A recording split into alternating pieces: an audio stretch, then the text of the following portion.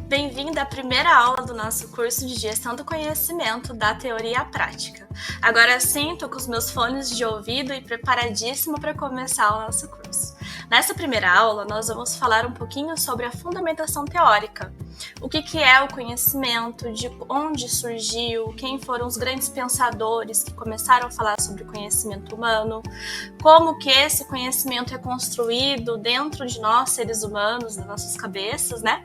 E como que esse conhecimento se transforma em conhecimento organizacional. Então vamos lá? Então vamos começar falando sobre o que é conhecimento.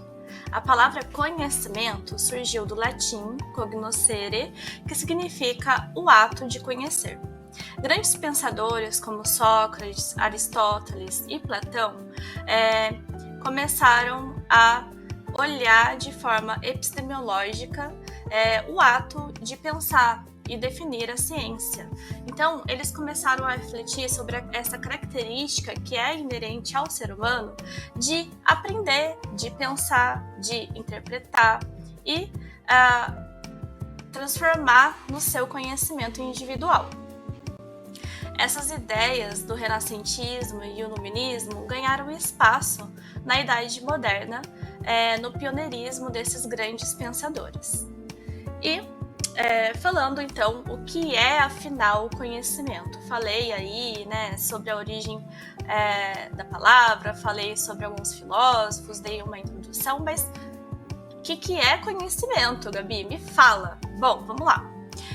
O ato de conhecer alguma coisa envolve um sujeito, já que o conhecimento é inerente ao ser humano, e envolve um objeto, né? E a forma de representação desse objeto. O objeto pode ser realmente um objeto físico ou não, algum outro artefato que nos faça refletir sobre o assunto. E através dessa compreensão sobre o objeto que é criado o conhecimento. Putz, Gabi, complicou, entrou aí em estruturação, em elementos diferentes, um interagindo com o outro, não consegui entender nada. Calma, eu trouxe um exemplo para me ajudar a explicar um pouquinho melhor para vocês e a forma que eu consegui entender o que é conhecimento. Eu quero apresentar para vocês a Ana. A Ana, ela tem um compromisso que está marcado às 2h da tarde. Então veja aí, eu já tenho um sujeito, que é a Ana, e um objeto, que é o seu compromisso marcado às 2h da tarde. Para a Ana conseguir saber se ela está dentro do horário, se ela está atrasada, se ela está pontual, e saber que horas que ela precisa sair de casa, enfim, tudo isso, ela usa um outro objeto que a gente conhece muito bem, que é o relógio. Percebam que para ela ver as horas e acompanhar essas horas no relógio, ela precisa conhecer como o relógio funciona. Então, o que significa a perninha menor? O que significa a perninha maior? Em qual momento ali a perninha tem que estar para eu saber que é às 2h ou não? Como ela conhece, ela sabe ver as horas, então eu tenho aí um objeto conhecido pela Ana, ela vai entender se ela está dentro do prazo ou não. E a Ana, menina, quando ela viu o relógio, ela viu que ela estava atrasada e teve que sair correndo para chegar. Entenderam, gente? Esse é um processo de conhecimento. Primeiro, ela teve que aprender e conhecer como ver as horas no relógio para ela entender e conhecer o fato de que ela estava atrasada e tinha que sair correndo para ela chegar no compromisso dela. Ficou um pouquinho mais claro? Ajudou um pouquinho? Fez sentido? Então vamos continuar. Seguindo aqui, a gente tem vários tipos de conhecimento. Você já deve ter ouvido falar sobre conhecimento popular, que são aqueles conhecimentos passados de pai para filho, de geração para geração, que nem os nossos avós diziam, né? Essa figurinha aqui traz isso, que a gente não pode misturar leite com manga. Isso foi comprovado cientificamente? Não. Inclusive, uma vitamina de manga é maravilhoso. Quem nunca tomou, toma. Então ele não foi comprovado. Alguém algum dia deve ter tomado uma vitamina, batido manga com leite, não deve ter feito bem para ele por diversos fatores, que não a ligação desses dois elementos, e ele aprendeu, ele adquiriu um conhecimento de que aquilo faz mal. E isso foi passando de geração por geração até virar um conhecimento popular, né, popularmente conhecido, ou seja, não teve um embasamento teórico e prático e científico. Outro conhecimento popular é que cortar o cabelo na lua crescente faz com que o cabelo cresça mais rápido. Isso foi comprovado cientificamente? Não. O que aconteceu? Várias pessoas cortaram o cabelo nessa lua crescente e o cabelo deles, eles perceberam que cresceu mais rápido. Mas foi necessariamente por conta da lua? Pode ser, não sei, não foi comprovado. Pode ser por diversos outros fatores dentre o fator lua. E isso se popularizou. E hoje a gente ouve falar disso independente de lugar do Brasil que a gente mora. Eu tenho certeza que você, independente de onde você está me ouvindo, você já ouviu falar sobre isso, sobre misturar leite com manga e cortar o cabelo na lua crescente. Eu sou de Maringá, no interior do Paraná, e eu já ouvi falar isso. E você, de onde você for do Brasil, me fala, você já ouviu falar isso?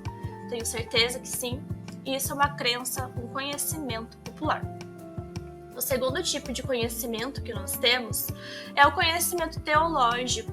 Ele advém ali da fé religiosa, com informação extraídas nas referências consideradas sagradas. Então, no cristianismo, a gente tem a Bíblia, né? Aí eu trouxe também algumas representações visuais. Vocês vão perceber que eu sou apaixonada por representação visual, para a gente representar aquilo que a gente está aprendendo e repassar de uma forma mais fácil, mais intuitiva aí os conteúdos. Então a gente tem essa primeira imagem que representa o cristianismo. Então, o que é o cristianismo, né? A gente tem uma figura histórica aí, tirando de fora, né, a fé de cada um, mas a gente tem uma figura histórica que é Jesus Cristo, né, que se diz aí o Filho de Deus e que veio com a missão no mundo, com a missão de ensinar o seu amor ao próximo, de salvar aqueles que creem, e isso foi feito através, né, da sua morte na cruz. Todo mundo que vê essa imagem consegue entender de que eu estou falando sobre o cristianismo. A gente também tem o islamismo, né? Essa segunda foto aqui, essa segunda imagem, representa o islamismo, que Deus, né, o Alá, nessa crença, se comunicou diretamente com o profeta Maomé e transcreveu esses ensinamentos e deu a origem ao livro sagrado que é o Alcorão, né? Ou Corão. Percebam que essas duas crenças têm essa fonte de informações, de explicação, que baseia o conhecimento teológico. E a gente tem essa terceira figura aqui representando o judaísmo. O povo judeu seria descendente direto do Abraão, de Isaac e Jacó, e eles também têm uma escritura sagrada ali que eles seguem.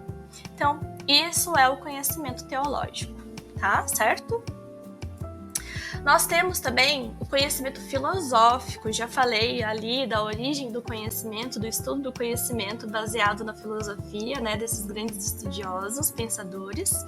E o conhecimento filosófico realmente acontece aí por meio de reflexões, do pensamento crítico, por meio da construção de teorias e conceitos, certo?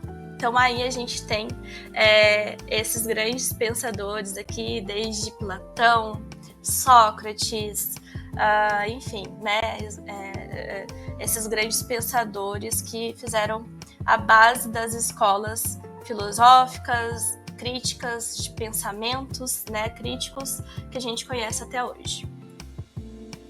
Nós temos também, por fim, o conhecimento científico, que é aquele que se baseia através desses pensamentos críticos, porém, eles também têm essa parte de análise dos fatos. Então, aconteceu um fato, isso daqui é verificável, isso daqui eu posso falar que é um padrão ou não? O que prova para mim, o que comprova para mim, através desses fatos, que isso daqui realmente é um padrão definido, né? Que isso ocorre e que eu posso falar que isso realmente está correto. E não apenas do meu pensamento, né? E não apenas da minha opinião. Então, o conhecimento científico, ele possui métodos científicos que são utilizados ali na combinação das práticas de observação, através de também hipóteses formadas para eu comprovar alguma coisa. Então, esse é o objetivo deles. E ali a gente tem grandes cientistas também, né, como Isaac Newton, como Darwin, como diversos outros que são referências também dos nossos estudos científicos até hoje, e a todo momento a gente descobre novos cientistas aí na área do pensar. E aí, falando um pouquinho de conhecimento, né, eu falei aí que a gente aprende, que a gente utiliza métodos para aprender, dependendo do tipo de conhecimento que a gente se baseia em fatos, mas dando um passo atrás, a gente tem elementos que formam o conhecer e elementos que fazem a gente ir além do nosso conhecimento, a criar os nossos próprios pensamentos, as nossas próprias opiniões, e também nos ajudam a tomar a decisão do dia a dia. Bom, aqui na base dessa pirâmide, a gente tem os dados. O dado é a menor parte que contém o conhecimento. Então, eles são coisas isoladas ali. Então, aqui do lado, eu trouxe para vocês o exemplo, né, de um número 33. Joguei. O que é 33 para você? Depende, eu não tenho mais dados para eu juntar, sabe? 33 pode ser um número, pode ser uma idade, pode ser o número de uma casa, pode ser o DDD de uma cidade, pode ser diversas coisas, se eu não tiver mais contexto desse número. Agora, se eu falar para você o dado Gabi, o dado idade e o dado 33, esses três juntos transformam-se numa informação. Então, por isso que ele está aqui no segundo nível da nossa pirâmide. Agora, eu sei que a idade da Gabi é 33. Então, agora eu sei que aquele número 33 isolado se trata de uma idade e, especificamente, eu estou falando da idade da Gabi, porque podia ser qualquer idade, percebem? Através dessas informações, né, dessa informação que partiu de dados conjuntos, né, eu consigo chegar a um conhecimento. Eu sei que 33 anos é uma idade de uma pessoa adulta. Logo, eu sei que a Gabi é adulta. A Gabi não é criança, a Gabi não é adolescente, a Gabi não é jovem, a Gabi não é idosa, a Gabi, enfim, eu sei que a Gabi, por ter 33 anos, ela é adulta. Percebem que eu juntei um outro conhecimento que eu tenho e eu parti de uma interpretação da informação que foi me dada e passei a conhecer que a Gabi é adulta. Entenderam? Fez sentido o raciocínio? E através desse conhecimento, eu consigo chegar na sabedoria. A sabedoria, ela me fala como que eu uso o conhecimento para tomar decisões. Então, através do conjunto de conhecimentos que eu tenho, como que eu consigo chegar a uma decisão, a uma interpretação, a uma decisão que olha para a estratégia, olha para o futuro, né? E como que eu utilizo ele para melhorar os processos do meu dia, para melhorar os meus relacionamentos, para melhorar a minha forma de atuar, a minha vida pessoal, profissional. E aqui eu trouxe um exemplo, né? Que, poxa, eu sei que a Gabi é adulta, que ela tem 33 anos. Portanto, eu sei que ela, sendo uma pessoa adulta, ela precisa trabalhar para pagar as contas dela, né? Isso aqui é através de um outro conhecimento que eu liguei. Toda pessoa adulta precisa ter dinheiro para ela conseguir pagar as contas, e para isso ela precisa trabalhar. E quem trabalha, geralmente, é cansado, né? Que fica exausto, chega ali na sexta-feira não aguentando mais. Então, juntando tudo isso, olha só como eu sou sábia. Eu vou oferecer uma massagem para a Gabi. Vou pagar um dia no spa para a Gabi, para que ela possa relaxar, para que ela possa ficar melhor. Então, isso é a sabedoria. como eu interligo todos esses aprendizados e conhecimentos anteriores que eu fui acumulando ao longo da minha vida para chegar a uma decisão que me ajuda, nesse caso da Gabi, ou eu mesma, a me cuidar, né? Ou a gerar um relacionamento melhor aí com a pessoa, ou mesmo na empresa que a gente trabalha, juntando todos os conhecimentos que a gente tem, a estruturar projetos, a evoluir áreas, a criar novas áreas, por que não é? Então, esse daqui é um pouquinho mais sobre como dados juntos se transformam em informação, como informações juntas se transformam em conhecimento e como conhecimentos juntos se transformam em sabedoria. Não é lindo, gente? Isso daqui é a base da nossa vida. Não é só profissional, é pessoal também. Mas como que a gente adquire conhecimento, afinal? Né? Como que a gente faz para aprender novas coisas, sendo que a todo momento a gente está fazendo alguma coisa que não estudar? Bom, a aprendizagem ali, né, é justamente esse processo para obter o conhecimento. É o processo que a gente passa para conseguir adquirir novos conhecimentos. E esse processo de aprendizagem, ele pode se dar de várias formas, sendo através de cursos formais, que cursos técnicos, cursos de graduação, cursos de especializações, mestrado, doutorado. Esses são os nossos cursos formais. Seja através de cursos informais, por exemplo, esse curso que você está fazendo aqui. Né? Essa é uma forma de você adquirir conhecimento através de cursos informais.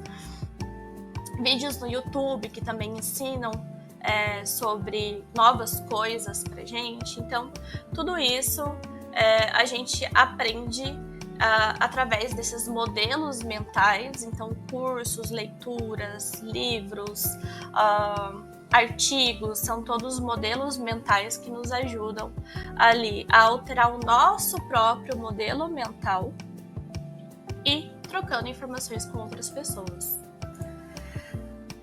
Nessa tarefa, então, em que você recebe novos conhecimentos, o indivíduo ele é capaz de interpretar e de refletir sobre esses novos conhecimentos e inquirir também em cima deles. Então, essa reflexão é justamente esse processo do indivíduo adquirir consciência sobre esse novo conhecimento que está entrando em contato com ele. E através dessa reflexão, o indivíduo é capaz justamente de interpretar esses fatos. Nessa formato de inquirição, né, o indivíduo está adaptando a linguagem dele para se comunicar com o outro. Então, para eu estar aqui criando esse curso, eu tive que pensar qual que seria meu público-alvo, o que eu quero atingir, qual que é a minha forma de comunicar, como que eu repassaria esses meus conhecimentos para vocês, em qual linguagem eu utilizaria, qual formato eu utilizaria, só vídeo, slides, enfim. Então, tudo isso é um processo de pensar e criar conhecimento também para repassar. O conhecimento, então, ele pode estar no indivíduo de forma tácita e de forma explícita. Nos indivíduos em si, a gente tem o conhecimento tácito. O conhecimento tácito, ele é silencioso, ele está intrínseco no ser humano, é tudo aquilo que ele sabe fazer, tudo aquilo que ele consegue falar, que ele consegue compartilhar com o outro através de falas, né? Ou mesmo aquilo que ele consegue utilizar para tomar decisões no dia a dia. Lembra que eu falei sobre juntar ali os conhecimentos para tomada de decisão. Tudo isso está intrínseco, está aqui dentro da nossa cabecinha, né? Juntando ali tudo que a gente já viveu, vivenciou, tudo que a gente já leu, tudo que a gente já ouviu, nesse processo de aprendizado, de construção do conhecimento. Portanto, ele trata do conhecimento da pessoa, né, do indivíduo, seja prático, né, seja técnico, orientado à prática, seja cognitivo, orientado ali às crenças. Então, esse é o nosso conhecimento tácito. E o conhecimento explícito é tudo aquilo que está registrado. Então, nesse momento do curso, eu estou registrando tudo aquilo que está na minha cabeça, tudo aquilo que eu sei, que eu aprendi, que eu conheço. Então eu estou transformando de uma forma explícita e registrada para que isso possa ser compartilhado para outras pessoas. Então, essa transformação de conhecimento tácito e explícito envolve esse registro e esse compartilhamento. Seja através de vídeo, que nem eu estou fazendo aqui, seja através dos slides do material que eu montei, seja através de um guia, de um manual de usuário, seja através de livros, de artigos, independente do formato que for, mas ele precisa estar registrado e acessível de alguma forma. Por fim, né, a gente tem essa teoria aí de Santiago, né, que eu trouxe, que ele fala que o conhecimento, o processo de conhecimento, ele é como um processo de viver. Então, por isso que eu trouxe as imagens de evolução aí, né, passando de geração para geração, porque ele é todo também integrado às perspectivas sociais do indivíduo e suas raízes biológicas. Então, o ambiente também influencia a forma que a gente aprende, a forma que a gente adquire novos conhecimentos, a forma que a gente se comunica, que a gente repassa o que a gente aprendeu para outras pessoas. Então, tudo isso também é influenciado pelas nossas raízes, né, pelas nossas raízes biológicas e também pelo ambiente que a gente é exposto. E, junto a isso, a gente pode dizer hoje que nós estamos na era do conhecimento, em que o conhecimento é o maior ativo de uma organização e também de uma pessoa, certo? Essa era do conhecimento, ela surgiu ali em 56, na Revolução, né, no fim da era industrial. No fim da Revolução Industrial ali, finalizando essa era industrial, a gente passa a viver a era do conhecimento que a gente está até hoje. Na era do conhecimento, o objetivo das empresas, das organizações, do mercado de trabalho é maximizar o retorno sobre o conhecimento. Ou seja, a base da criação de novos produtos é o conhecimento adquirido pelos colaboradores. Então, o conhecimento ele se torna uma grande vantagem competitiva para as organizações. Então, a gente tem ali a valorização do conhecimento, da criatividade, da colaboração, da autonomia, né? A gente não tem mais aquele microgerenciamento que a gente tinha na indústria passada, da experiência e do talento das pessoas. E na sociedade do conhecimento, então, o recurso mais estratégico dessas empresas são as informações e, consequentemente, o conhecimento coletivo, o conhecimento organizacional.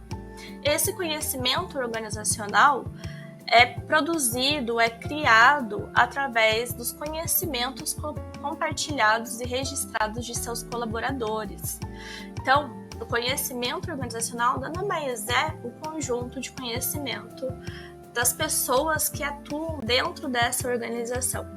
E por isso que se torna tão fundamental a gestão do conhecimento para as empresas hoje em dia, porque senão os ativos, né, os diferenciais competitivos dessa empresa, que são os conhecimentos gerados através das atividades, através dos processos realizados, através da padronização e da criação dos seus produtos, esses conhecimentos vão embora e a empresa perde o seu capital intelectual. Então, gestão do conhecimento se torna extremamente relevante para as empresas e as empresas têm visto isso, criando cada vez mais essas áreas, né, as áreas de gestão do conhecimento, contratando cada vez mais colaboradores que olham para a base de conhecimento, que organizam, que as tornem acessíveis, padronizadas, para que as pessoas também possam aprender, ter uma curva de aprendizado muito mais rápida, se adaptando muito mais rápido ali no dia a dia da empresa, trazendo uma produtividade maior e um ROI, né, um retorno ali sobre esse investimento muito mais rápido e mantendo o seu diferencial, né, a sua vantagem competitiva dentro da própria organização. Gente, foi isso, né? Hoje é esse o nosso conteúdo da primeira aula. Eu espero muito que vocês tenham gostado. Não esqueçam de deixar feedbacks aqui em todas as aulas para eu saber.